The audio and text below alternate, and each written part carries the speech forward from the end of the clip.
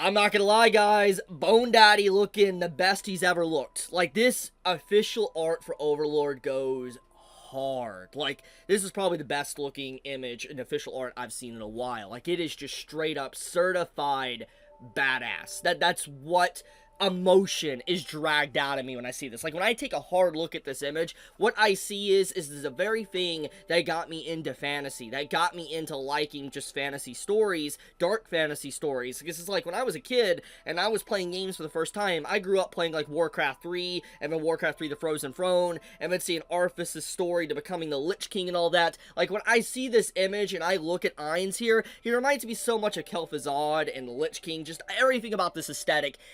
It goes so freaking hard. It feels like I just, like, fell backwards back into the early 2000s, because this is kind of like the artwork you would get when it came to undead, skeletons, and stuff. I don't know, man. Ainz always gets some very hard-ass artwork, but this artwork just looks so good, man. It really does. So anyways, if you haven't guessed, today I'm doing an Overlord video. I'm going to be discussing everything that's came out in the last day or so, in the past few days actually, and also kind of reminding everybody that today is a very special day.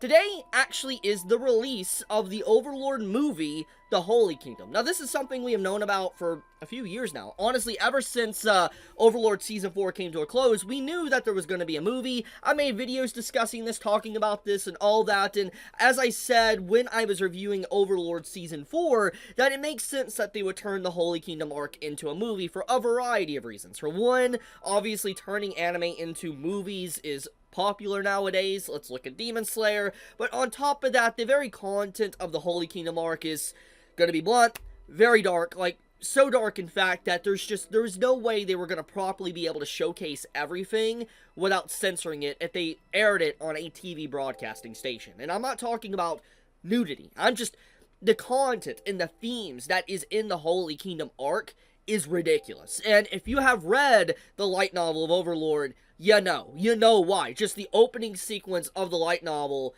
says enough with Demi. That's it. That's all I'm gonna say. But, anyways, getting into the main point, the Holy Kingdom arc has officially come out in Japan. Now, I know you're probably looking at this date here with the title. This is the official release date for everybody else that isn't in Japan. So we're all gonna have to wait until November to be able to see this movie. But Japan today, they're actually now watching the said movie. And coming in from the movie, or people coming out from the movie, a lot of people have been basically saying that it's a legitimately amazing movie. Like, it is a really good Overlord movie. It doesn't seem like it really cuts much content. I haven't really seen any complaints. Obviously, today is the first day, but looking at the overall fan reaction to Overlord, it's relatively positive. Now, I hope this continues. I hope there is still a lot more positivity, because it's like, Holy Kingdom arc is legitimately one of my favorite arcs of the story. It's super good.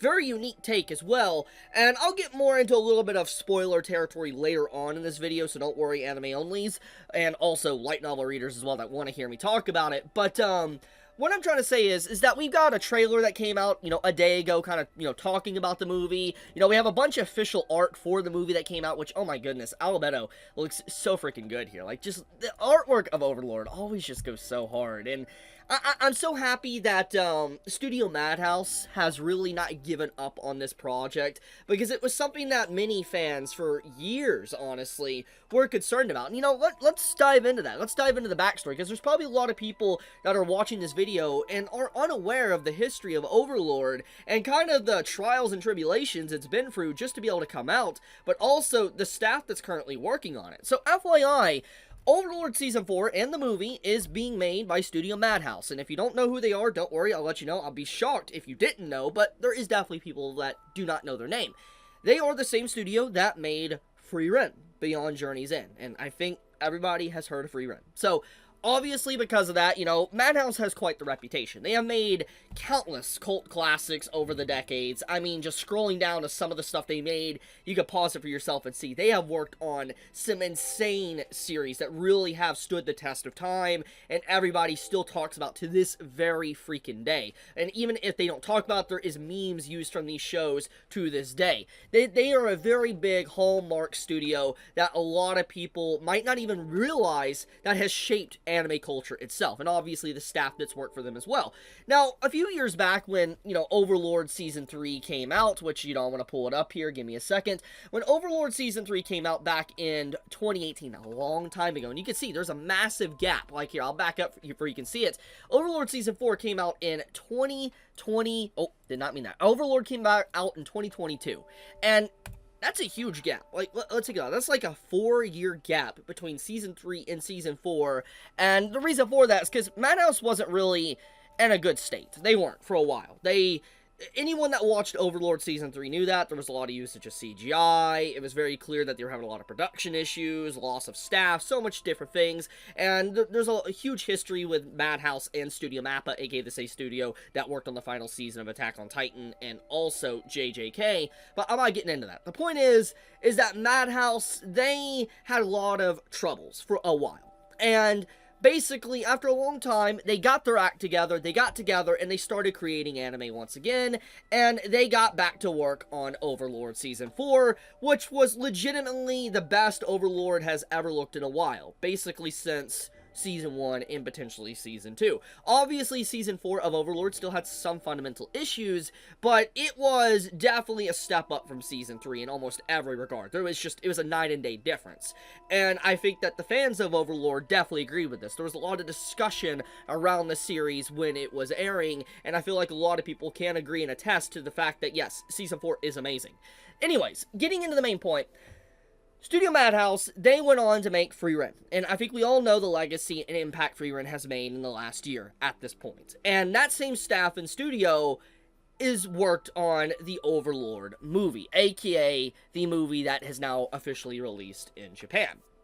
So, you have the staff of Frieren that obviously knows how to do some really good stuff, fantasy and all that, is working on the movie of Overlord. And that legitimately makes me so freaking excited. Like, legitimately excited, because we see what they could do with Frieren. I am very curious to see what they do with this Overlord movie. And, I mean, looking at the brief little, like, scenes here within this trailer, we have a lot to look forward to. I cannot wait to see some scenes with Albedo. I can't wait to see some scenes with Ainz, Demi. Oh my goodness. It's gonna be, honestly, an incredible sequence of events. So I guess this is a perfect segue to really just talk about the movie itself and why this had to be a movie.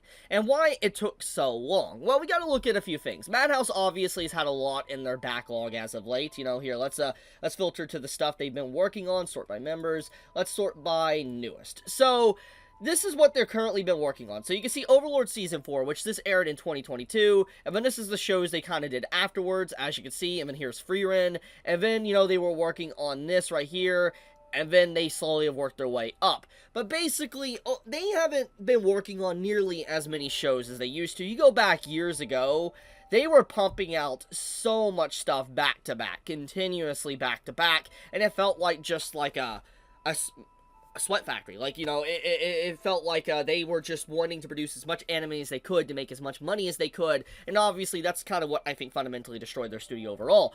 But it seems like they've slowed down, and they now have been putting a lot of care and attention into details with the stuff they're working on, and I'm glad to see that Overlord, his movie, is probably gotten the exact same care and attention to detail. So, the Holy Kingdom arc, what is it about? Well, it's about Ainz, obviously, technically being a ruler of his kingdom. We know he's become a ruler. We know the ending of Season 3.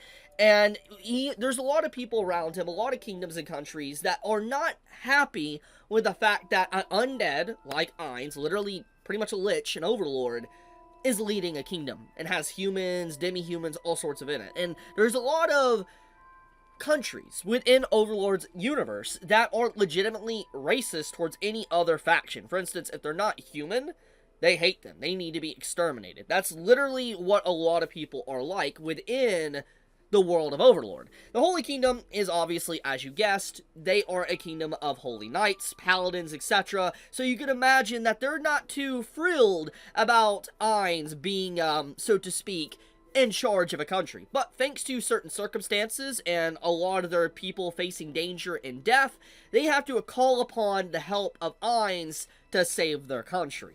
So that is the general premise of the story. I'm not going to give much more than that, but basically Ainz is called in to help out the Holy Kingdom and save the day, and try to keep this, you know, in a very nice and political fashion, so to speak, between both countries. It's really interesting, and honestly, the twists and turns of the arc is... honestly, it surprised me. And, I mean, in the typical Overlord fashion, one thing that you always need to remember when you watch this show, or you read the show, is how much should you care about the characters that are not citizens of Nazarick. Because I think anyone that watched Season 3 of Overlord, I'm going to assume people watch it that's currently watching this video, there's a lot of characters that, you know, are not affiliated with Ainz, that go up against Ainz, that potentially just straight up die. Very good characters.